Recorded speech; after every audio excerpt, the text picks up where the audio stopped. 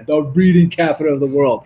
Today, we are making time to speak with Mr. Jesse Rothstein, author of Carry That Quota, a book about the sales profession, something near and dear to my heart. It's how I pay the bills day in and day out.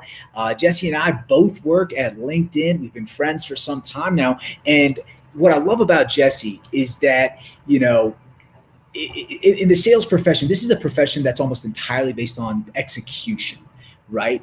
And in that field of folks just heads down, trying to hit their quota, carry that quota, Jesse is a mind at work on our profession, what it's going to take to succeed in the 21st century.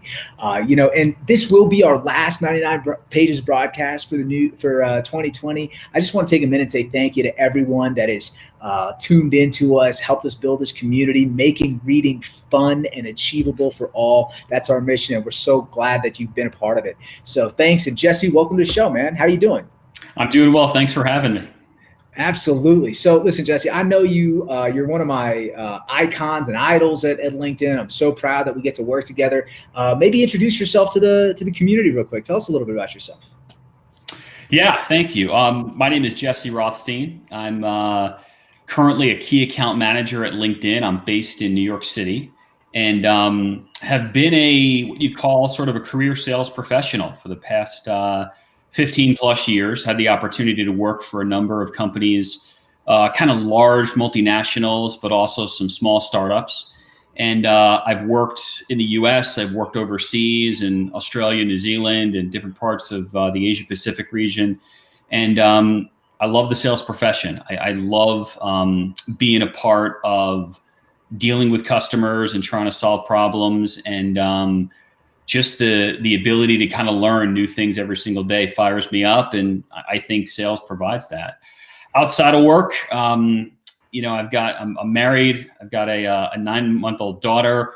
I enjoy reading like you. I'm an avid runner, and that's pretty much it. I'm a pretty normal person, day in and day out.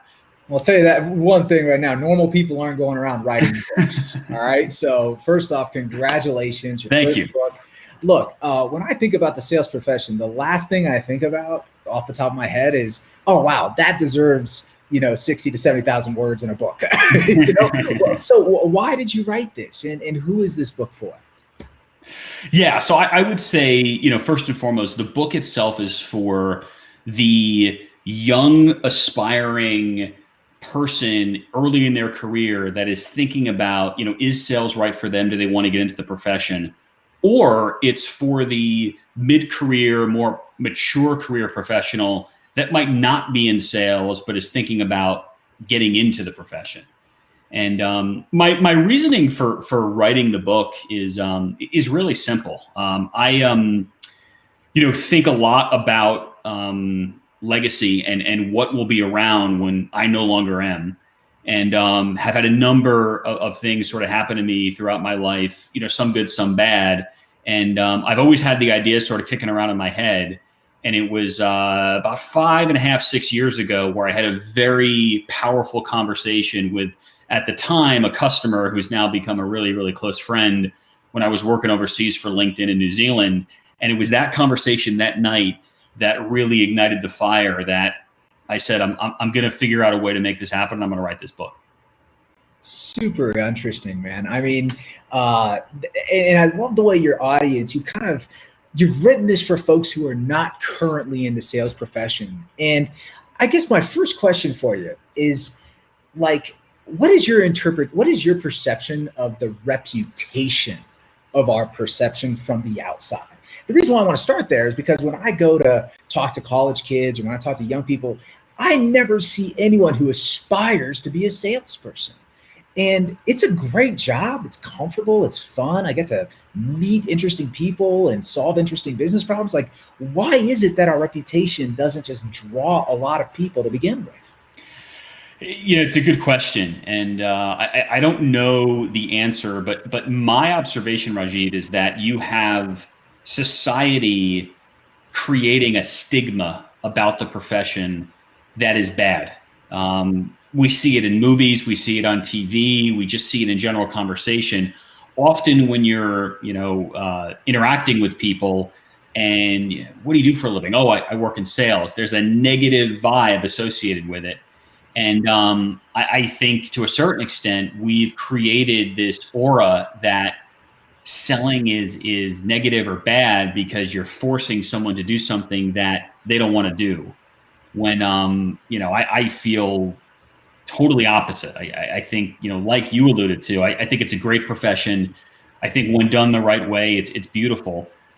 Just like a doctor performing surgery or a lawyer trying a case, when it's done the right way, it's exemplary. And I believe it demands more respect than it gets. And a big part of the book talks about that. Yeah, absolutely. It's funny. When I think about our profession, what really comes to mind is West Point and the Army. And by the way, Army Navy 15-0. Go West Point, go Army, beat Navy. Well done. Appreciate you sure about it. It's a big win. I had to shout it out. But the hardest sales job I ever had was being a platoon leader in the Army, right? Because simultaneously, I use this analogy a lot. It's like I was convincing soldiers to charge a hill, right, into the unknown. And you got to give them that confidence. You got to create a structure to make sure they feel safe, like they know that they have the authority of the United States government behind them. You got to give them that gravitas. But the reality is, like, this is uncharted territory. Yeah. And in many ways, when I look at, especially when we work at innovative companies like, these technology companies, social media companies, LinkedIn in our case, like, we're asking customers to charge a hill into the unknown. And we have to sort of build that framework and lead them there. And notwithstanding, then I'd have to walk in and talk to a tribal elder and sell them on the tenets of, representative democracy. That was probably a much harder sale, to be honest. But like you hit it on the head, right? It's like being a lawyer or a doctor. You're coming in, you're diagnosing problems, and you're giving people the confidence to embrace a new way of doing things. Is that somewhat accurate? Does that resonate with you at all? It does. And, I'd ask it back to you, because I think your situation, leading, an Army platoon, and especially doing it in parts of the world that, you've never been before, and there might be language barriers. Like, I would ask you, like, what did you find worked for you to get that team to believe in that idea? Because I'll tell you right now, selling enterprise software to a large company and getting a team to believe in that concept, or getting a buyer to believe in that concept, very, very different from what you're describing in the Army. So I'd be curious from your perspective, two different things there. It might be a little bit of a stretch, I guess. Yeah. But I actually disagree. I think they're actually a lot more similar than you would think. And I think why is because I have to summon the same sort of leadership acumen. Yes. Because at the end of the day, I think why, like, I wasn't like the best soldier in the world. I am not the best sales guy in the world. But what I do think I am is I think I'm pretty authentic, and I think I'm pretty genuine. And I think when people see that, like, my heart's open, I want to help, I'm doing what I think is the right thing to do, and I'm making the calls and giving the counsel I think is right, I think what they really see is like, all right, Rajiv's being authentic. He's being genuine. He's being honest with me. And I think, when people see that sort of like authenticity, I think that actually can motivate them to do things above and beyond what they thought they could before. I think showing that sort of like authenticity in front of your customer, in front of your soldier, in front of your audience, whoever it may be, I think that's always been a strong level for me. And actually, you talk about it a little bit in like your chapters on communication. Yep. Talk about it a little bit, man. I mean, this chapter on like the importance of communication, sharing these stories is really profound, and I think it's one of the best series of anecdotes in the book. Yeah, I mean, I think what often doesn't get talked about enough is the core tenets of what makes a good salesperson or what makes a good sales team is doing simple things well. Communication being one of them. But, in life, but also in business or in sales, when you communicate something and then you follow up and you say and execute what it is you're going to do, what you told someone you were going to do, that in of itself builds that authenticness or that authenticity. that often enables people to realize and see that over time, you're going to do the right thing by them. And, communication, especially now when, the past, 8, 9 months due to this pandemic, we've all been, virtual and we've been talking to screens. I think more important than ever, you need to follow through. You need to put in writing what it is you're going to do. You need to then execute and do that. And then you've got to follow up. And I'm just a big believer that in the world, there's two types of people, right? There's the ones that get it done and the ones that don't. And if you spend your time dealing and working with the types of people that want to get stuff done, you're just going to be better off. And when you find people that are just not wanting to get stuff done, just try to stay away and realize that's just the way it's going to be for them. They're just going to kind of always be in that flaky kind of mindset, and gravitate towards people that want to get stuff done, and how you communicate and how you execute and how you follow through.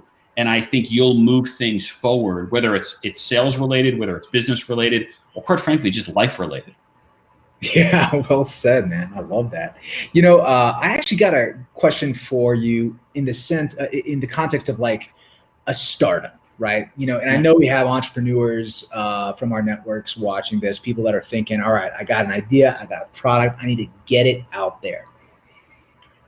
But we also live in a world where sales is getting automated. Right, where there's a ton of tools out there where you can set up licensing, you can take orders, ship, everything without ever having a salesperson. And let's not for nothing, salespeople are expensive, right? Like it's not like a cheap thing that they have lying around. So in your opinion, like how do you reconcile the importance of a good salesperson on a team to an entrepreneur when they also have these automated options that are out there that are far cheaper and more consistent to implement? Yeah. Well, I think a lot depends sort of on your product or service. Meaning, you've got certain products that, may require, a complex discussion where you do need a salesperson to obviously explain and demonstrate the value. You've got other stuff that's a little bit more commoditized where you can sort of just buy it, and you have product descriptions and specs online, and you just sort of buy it and that's it. What I would say is, and I'll quote, we were talking about this earlier, quote Thomas Friedman, the writer and columnist from the New York Times, where he, a couple of weeks ago, wrote a column and interviewed the CEO of Infosys, and they talked a lot about business people and companies looking to hire both problem finders and problem solvers. And I think when you relate that to the sales profession, I think it's very relatable, because I think really good salespeople working for a startup or even working for a large enterprise, they're problem finders. They're like detectives, but then they're also problem solvers, and they can figure out how to weave their product or service, or maybe other products and service, into the equation to help the customer, solve that problem.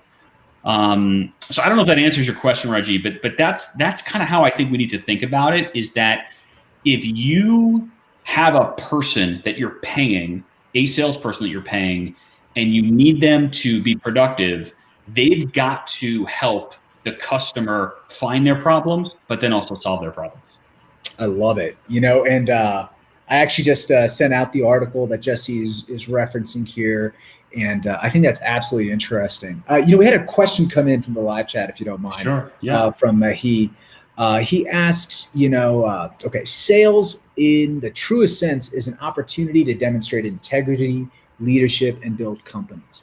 But from a strategy point of view, how different is B2B sales versus B2C sales, selling to a consumer versus an enterprise? And I think this is a really cool question to ask you, Jesse, because, working in LinkedIn, it's a social media company with a very consumer forward facing brand, but you're selling into the enterprise. So from your perspective, you're advising people who are, straddling this B2C versus B2B question. What should the differences really be in their heads? Yeah, my take is when you're selling B2B, typically the customer is buying you and your team before they're buying the product or service. Whereas in kind of the B2C world, often it's the other way around, where they're usually trying to buy the product or service first, and then maybe if there's a sales team behind it. But typically B2B purchases, they're trying to suss out, are you for real? Are you authentic? Can you help my company? How so? And like, do you have the goods to help me make an informed decision? So they really buy you first before they actually buy the product or service. Super interesting. Yeah. What do you think? I'm curious to get your thoughts on it. Man, that's a tough one. I think it's a tough one because at the core, at its root, every sale is a consumer sale. Yeah. Every sale, even when you're selling to a big enterprise. Have you ever read the book The Righteous Mind by Jonathan Haidt? He describes this idea of logic and intuition is like a man riding an elephant, right? Okay. The man on top thinks that they're calling the shots with their pristine logic, but really that elephant's going where he wants to go.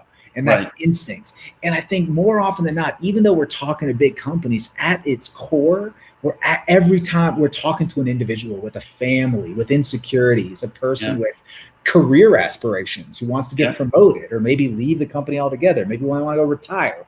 We don't know. But I find that more often than not, the business logic or enterprise value that we end up selling on typically is justified by this feeling of instinct, this feeling of trust. Mm-hmm. So I got to admit, in my sort of like day-to-day interactions, we have to produce the collateral. We have to produce those, business value, business problem-oriented arguments. But at its core, I still feel like I'm talking and selling to an individual. That might just be sort of like a tactical nuance. Is that a fair way to think about it, or?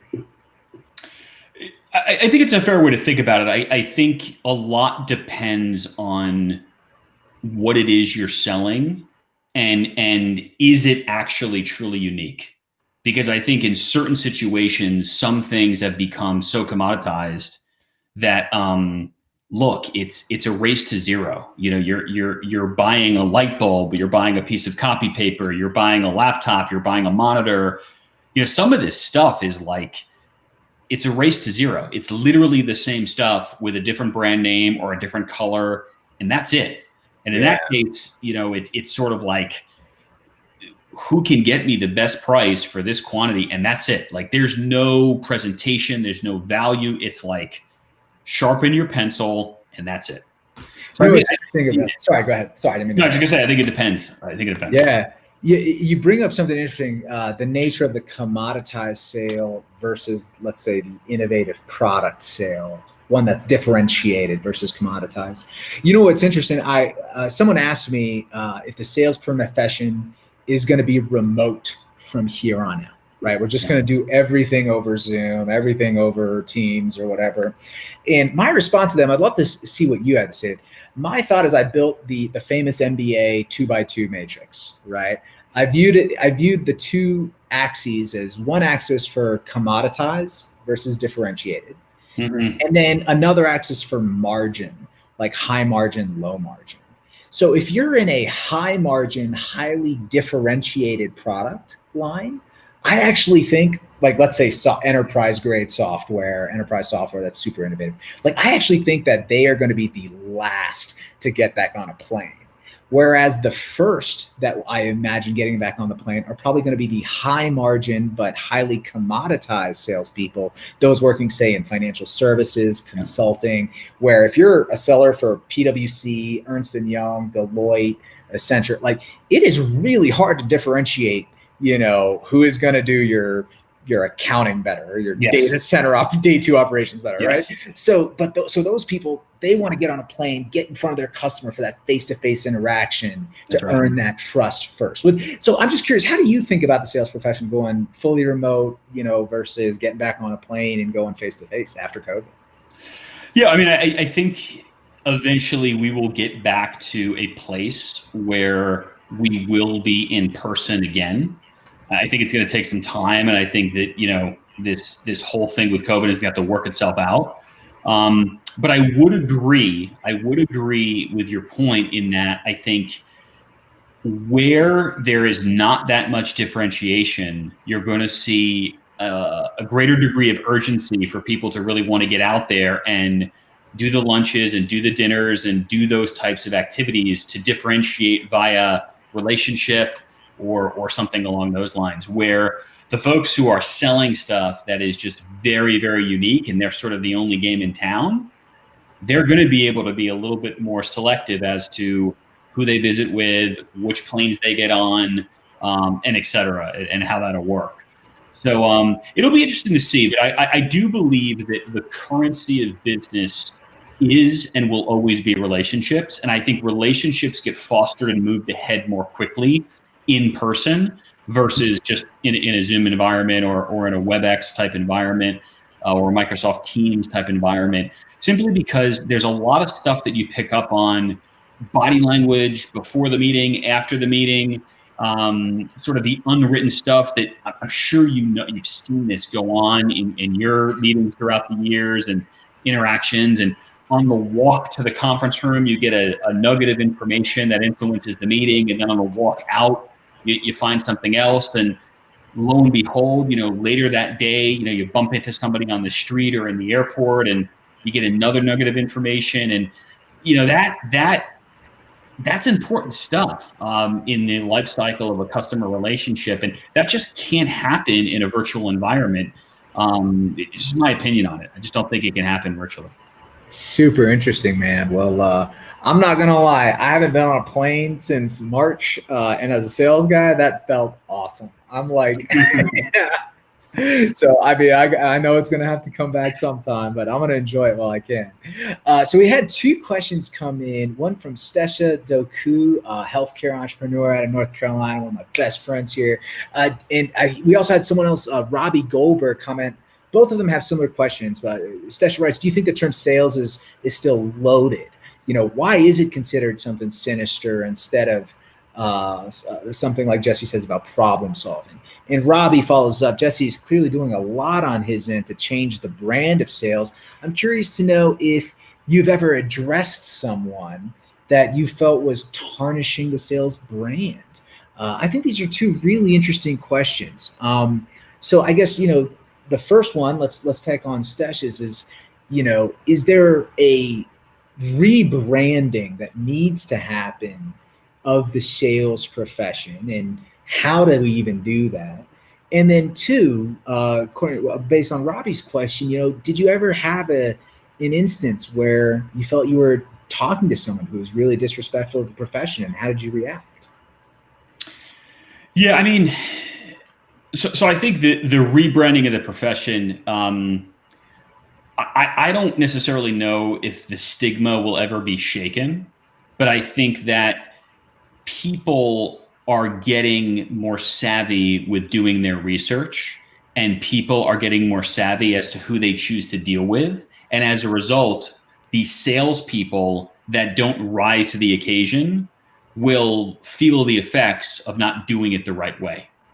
So I firmly believe that all cream sort of rises to the top, and when you're doing things the right way, you will be rewarded, and that effort and everything you've put into it will result in positive things. So I think the salespeople that don't necessarily get that they need to act and operate in a certain way, eventually they're just not going to have the success. They're not going to have the results. They're not going to make the numbers they want to make. And they'll probably say, you know what, I should probably do something else because I'm not very good at this. And that's kind of my take on that first side of the question. The second question, in terms of have I ever addressed someone that I felt was tarnishing the brand of sales? I'm from New York, so I don't have a problem being direct.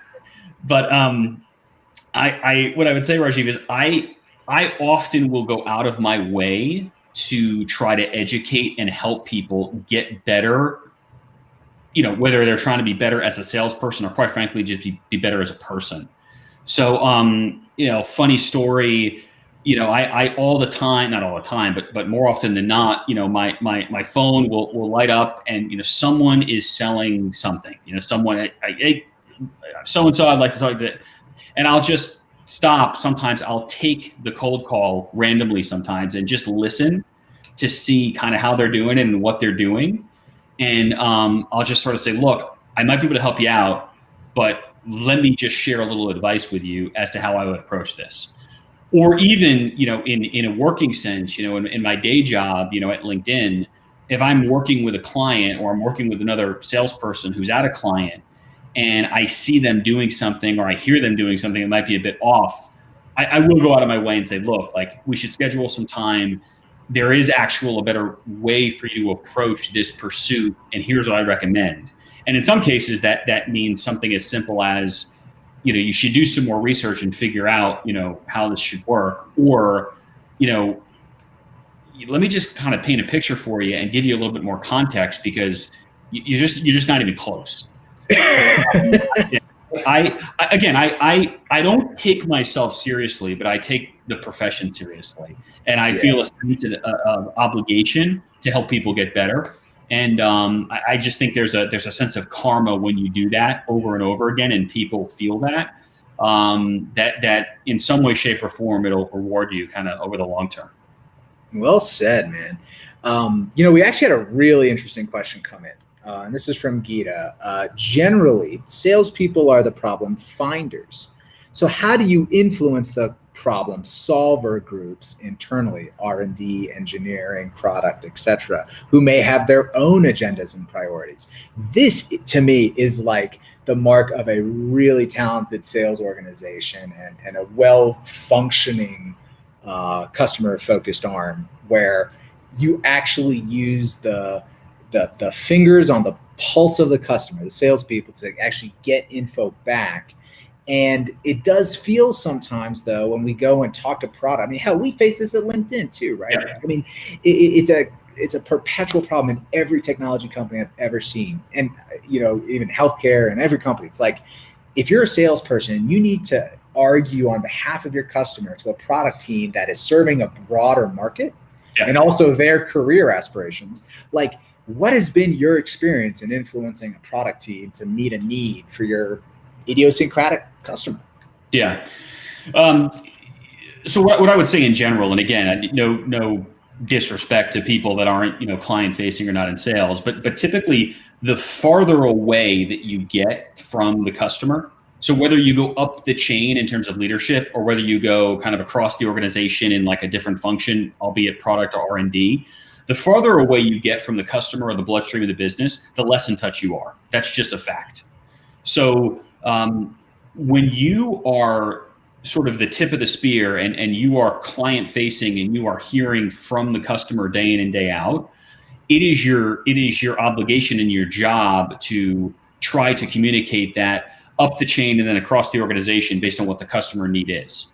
And in many ways, what I found works best is when you can get the internal resource, the R&D crew, the product crew, whatever, but get them to attend the customer call or the meeting, or in some situations, go ask them if they feel comfortable taking the conversation with the customer themselves to maybe get further validation if they don't necessarily believe what is coming from you in your mouth. Because I find the minute you ask people to do things where they've got to roll up their sleeves and actually get dirty and understand what's going on, that's when they get a little bit gun shy, and that's when I think there's an opportunity for them to learn. But and I'm biased, right? Because I've been doing this 15 plus years, but I've seen it in different parts of the world, and I've seen it at different companies.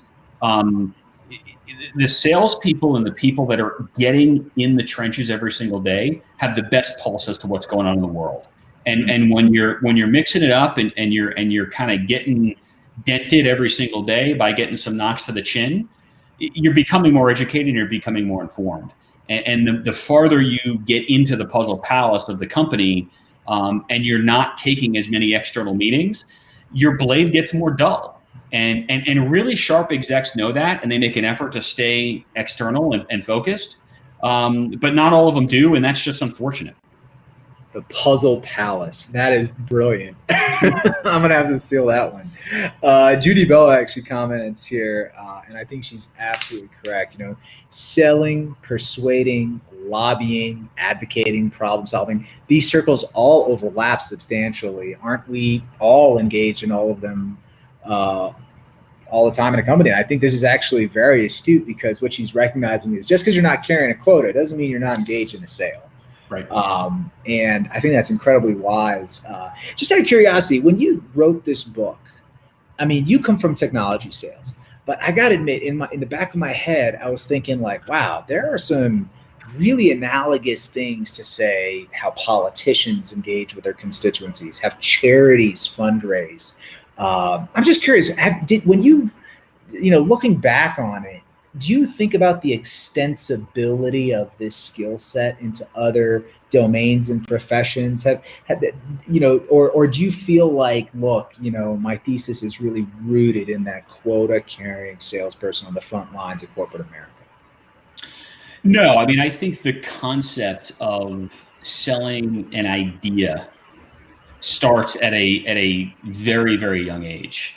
And, I have vivid memories of, my brother and I, just trying to persuade my parents to let us stay up a little bit later, because at the time we were into WWF wrestling, and we knew the main event, started at 10 and our bedtime was 8. And, we wanted to watch, the Hulk Hogan match, but that was the last match. And like the idea of like, hey, we've got an idea and we want to talk to you about that idea so we can stay up later to watch that wrestling match. I mean, that starts at a very, very young age. And I do believe it goes across professions. I think selling ideas internally, politically, regardless of what, local government, state government, national government, international government. The idea of selling something and persuading someone, it's unique to everything, which is why I strongly recommend that people, think about taking a sales job or a sales experience at some point in their life. Got another question for you that just came in. What do you think the differences are between being a good account manager versus being a good sales manager? And I think this is super interesting. I mean, especially, I think we're, at the age and level of ambition and experience where many of ourselves and our peers are trying to move into sales management and actually manage sellers. But we all know that's a very different skill set than actually being the seller yourself. Or is it? I'm curious your thoughts. How do you know when you're ready to move on to the actual management side of the house? Yeah, I mean, I in a previous life, prior to working at LinkedIn, I did have a sales manager job for a number of years at Procter & Gamble, and I did manage a group of salespeople. And what I felt and the reasoning for me as to why I wanted to sort of take that position was I wanted to help people understand and find where they thought their gaps were, and then coach them and mentor them to, get through those gaps and essentially close those gaps so they themselves could get better. And I think I don't know specifically what makes individuals tick until I kind of, talk it out with them. But I think if you are feeling in your career like you've accomplished what it is you want to accomplish individually, and then you want to kind of bestow that to others, then it might be the right time to kind of take a look at a sales manager type job. What about you, Rajiv? What's your take on that? You know what? I think I generally have the feeling that people want to rush into management too early, right? Okay. I think that there's this sort of like a little bit of a millennial pull to like be in charge of something, and I don't know, and maybe that's, and I think I'm also just in my own consciousness, like I'm really worried, and I say this now being a content creator on 99 pages, I'm worried about being too self-promotional on my own career trajectory, right? Okay. And like being the guy that's constantly pining for the promotion, pining for the next step. And honestly, like not for nothing, but the biggest W-2s that I think I've ever had were as individual contributors. I mean, just not for nothing as a sales guy. But I think at the end of the day, and I was actually a LinkedIn mentor who told me this, like the move to management, when she was sitting through like interviews and interviewing managers and stuff like that, she said something that sounds like, there's only one reason to want to go into management, and ultimately that is because you want to manage a business, right? Like you can be a coach and a people leader and help people in a lot of different ways, but as you move up the chain, your responsibility to the business, to the management of this company, to the bottom line, to the cohort of investors, employees, and customers that make up your stakeholders, managing those interests and managing the business has to take priority in your head.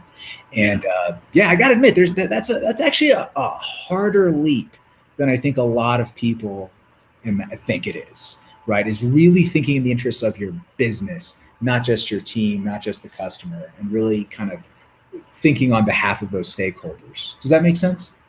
It does. No, it does. I think it's got application even sort of, outside of sales. I think anytime you're leading people, anytime you're leading an organization, there's other stuff that comes up that is, tough decisions have to be made.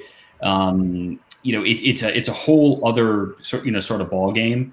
But I don't know. I mean, I think ultimately people have to do what's best for them. And I think depending on what people's preferences and scorecards are, they need to kind of suss that out, based on what drives them and where they're going to get the most fulfillment. Well said. Well said. Geeta brings up another interesting question. She's just on the enterprise sales game right now.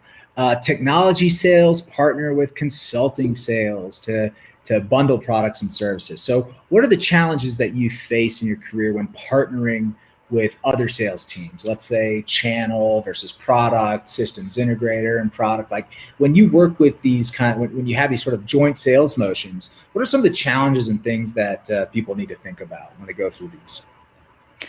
Yes, I think the first one is anytime you're in a situation in a channel sales model, you have to understand that typically that partner is often selling other goods and services in addition to yours. And in some cases, those goods and services might be the same to yours. So they are going to have, their own preferences and in many cases their own scorecards based on what might be best for them.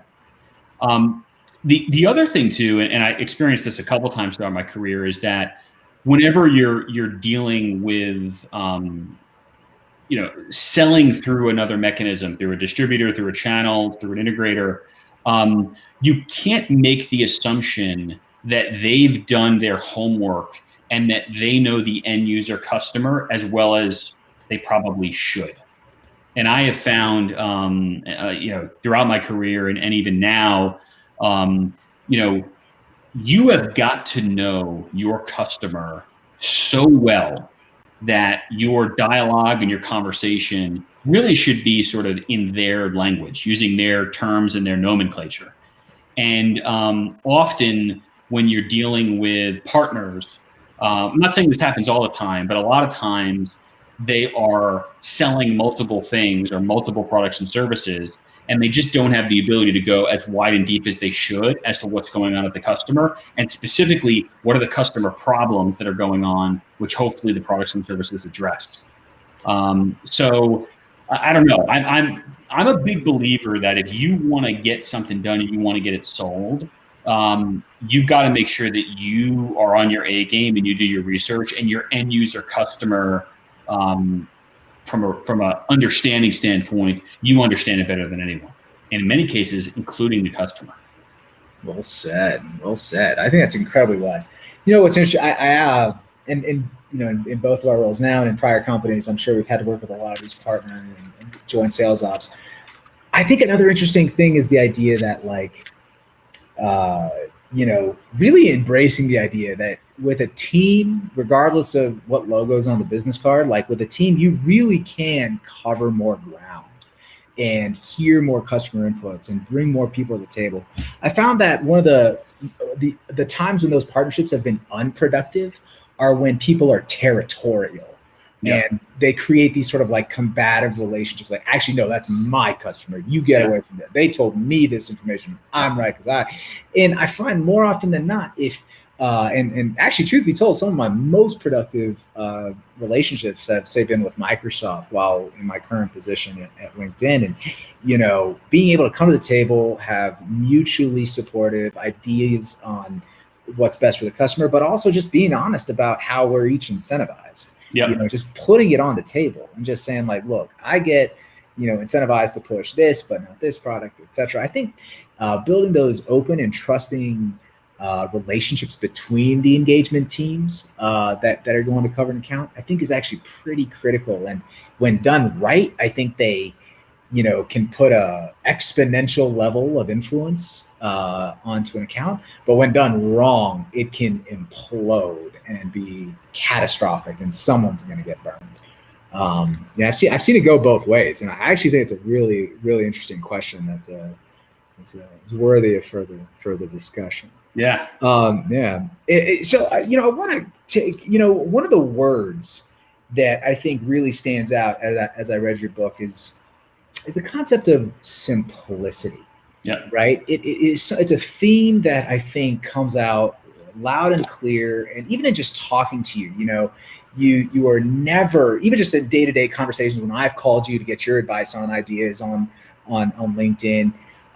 You've never spoken to me in like this patronizing way, right? And I've seen it in other professions, right? This is not rocket science, and you have this talent and gift of like really boiling down both the profession, the sales cycle, the customer, the products into these simple, pithy concepts that I think make it easy to get everybody on the same page.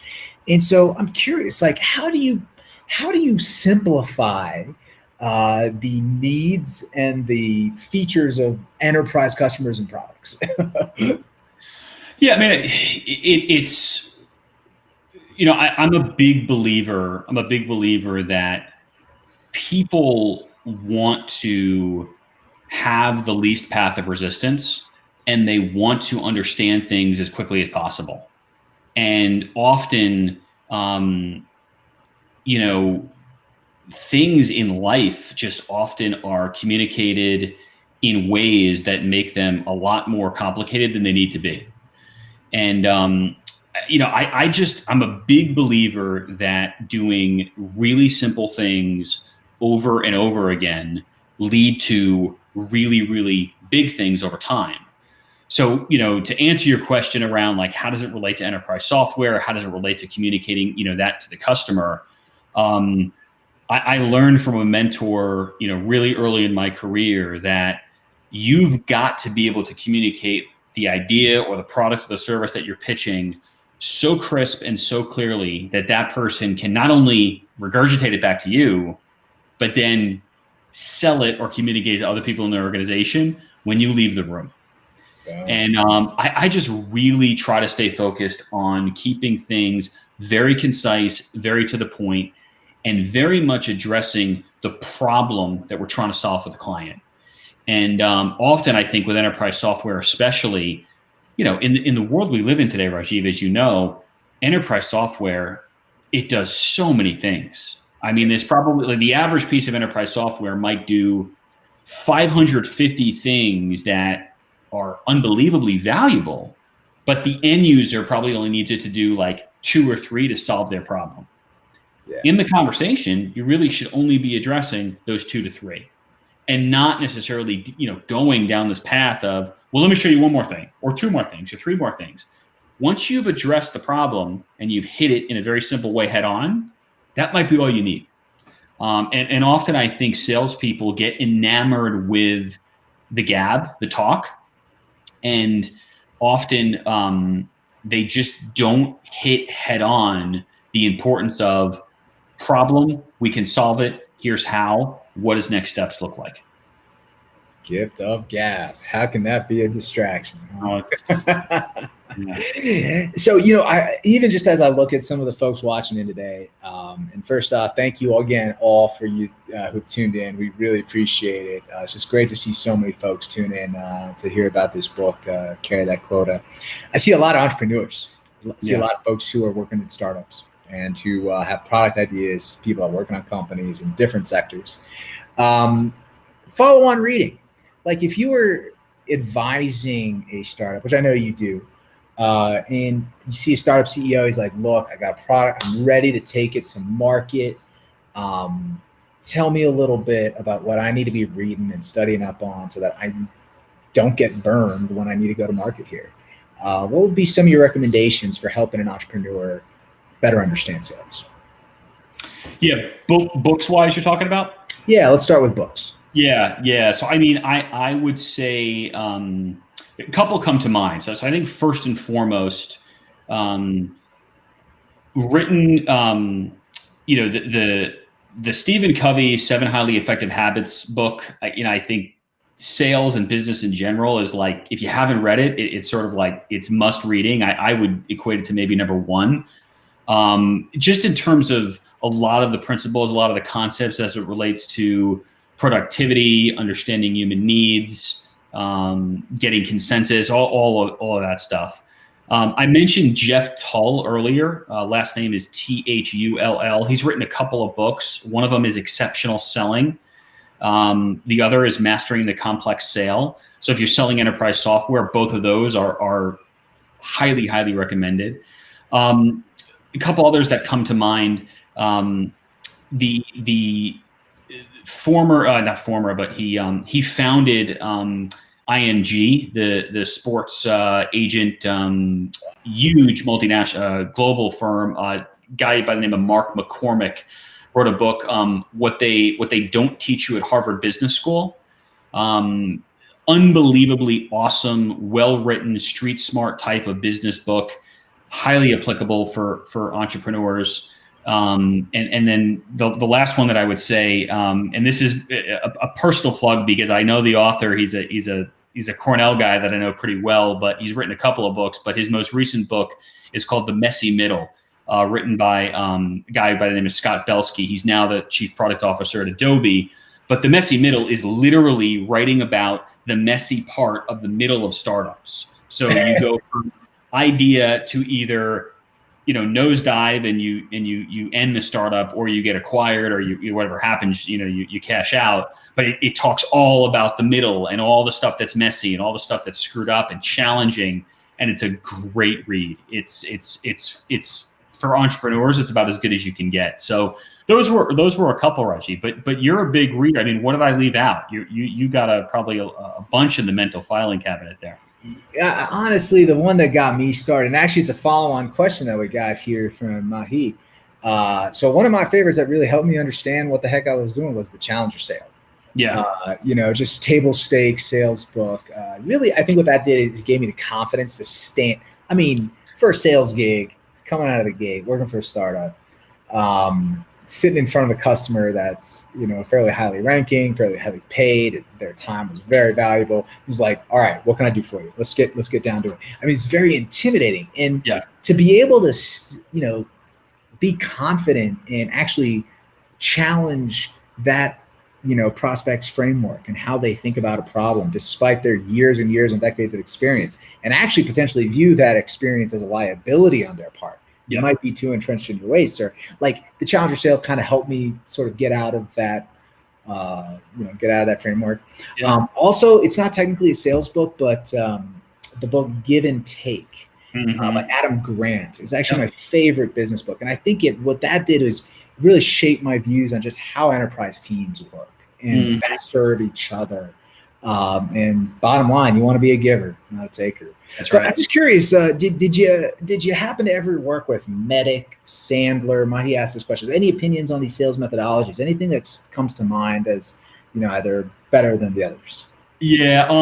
So I have gone through Sandler training. I went through very early in my career. I started out of college with Procter & Gamble, and Procter & Gamble has a proprietary sales training and methodology that they put people through, which I was very, very big, fan of that, especially very young in my career.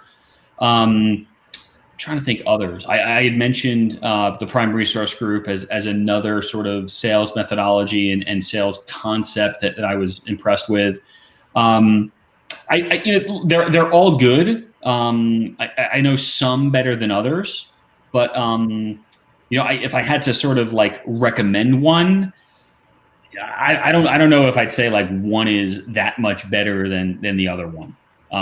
Quite honestly, I think a lot of them are very philosophical and not always that practical.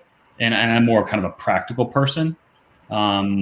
So that's kind of my take on those. But if you're just starting out in sales and you've never sort of gone through any training at all, I would say pick one or pick two of them, because to lay groundwork and foundation, it's important to kind of have that understanding. Yeah, I think that's a really great point. And for what it's worth, I agree with you completely. Like, it actually doesn't matter which one you pick, but because at the end of the day, they're generally consistent frameworks about probing for business problems, probing for personal value, right? And what's interesting to me is it's less about which one you pick, but more the consistency with which you use it. That's right. And the consistency with which you adapt and learn from the field and incorporate the lessons learned into the methodology, and kind of rejuvenate it. Yeah. And again, and Rajiv, you and I, talk shop all the time, one-on-one on deals, on things we're working on, and on getting advice. And, look, I mean, when you're in sales, the first thing you've got to realize is that regardless of your tenure or your age or maturity, you've never arrived. You've never arrived. And you've got to be hungry, and you've got to be curious, and you've got to be consistently trying to get better every single day. And in my experience, the way you do that is you seek advice and you seek counsel from your peers that are in the trenches every single day, that are out there doing it, and that are mixing it up, and they're hearing probably similar things or different things. But it's that learning from your peer, which I always find to be so much more valuable than learning for someone who is, maybe in kind of a more of a training role or a readiness role, where they're not in the trenches every single day. You want to talk to somebody who is swinging it every single day. You want to talk to somebody who is playing ball every single day. Their blade is sharp. They're hearing no, they're hearing yes. So don't get me wrong. Education and reading and getting perspective and philosophical type stuff is important. But my number one recommendation to people in business, but especially in sales, is talk to people who are mixing it up every single day. And that's how your blade is going to get sharper. Because you got to have this hungry mindset where you just never arrived, because it doesn't matter what your title is. It doesn't matter what pay grade you're at. The more and more you remain focused and hungry, the better customer experience you're going to deliver to your client, and the better you're going to get as a business professional or as a salesperson. Well said, sir. Last question. Love to hear what else you're working on, man. What's going to come next for you, either professionally or you got another book in the works? I'm curious what's the next stop on this journey for you? Well, this side project for writing Carry That Quota was 5.5+ years. So it took quite a bit of time to put together. I had my day job as a sales rep at LinkedIn, and I kind of did that on nights and weekends and early mornings. So it's been fun getting it out there. I'm still trying to figure out how to launch a book and how to get it out there. So this has been greatly beneficial. Thank you. Look, I mean, I love what I do every single day. I love being in the game. I love being in the trenches. I don't see myself sort of leaving, the day-to-day being a sales rep and going on to sort of be a consultant or do something else. I believe I'm most valuable to the profession by being in it. And, who knows? I mean, maybe down the road, another book, might be in the works. Maybe the opportunity to kind of help out some sales reps or help some companies. I'm always open to doing that on the side. But, I really, really enjoy the ups and downs and the ins and outs and the puzzles that the sales profession brings. So for the foreseeable future, I'm in the game and I don't really plan on getting out of it, unless I win the lottery. But even in that case, Rajiv, I think you and I are similar. there's something about the stimulation up here that you get from working and from selling and from trying to find and solve problems that I just think it's healthy. I just think it's healthy to grind every single day. And I've missed my number a lot more than I've made it, but I learn more when I miss, and I think that's the thing about the profession I love the most is the ability to learn. So that's kind of my take for now. Love it, man. Well, you keep swinging, dude. And I tell you what, I'm so proud of you for putting this out there. It took a lot of heart, took a lot of time, and it's brave. Anytime you this is a professional memoir in many ways, right? And anytime you put your heart and your professional soul on paper and put it out there for the world to see, that is absolutely commendable. So I'm extremely proud to be your colleague, extremely proud to be your friend, and extremely proud to recommend this book to all of our viewers out there. Carry That Quota by Jess Rothstein. Had a great conversation today. I really hope you took away a lot from it. This, again, is our last broadcast for 2020. I want to thank, again, everyone who subscribed, who participated, who read along with us.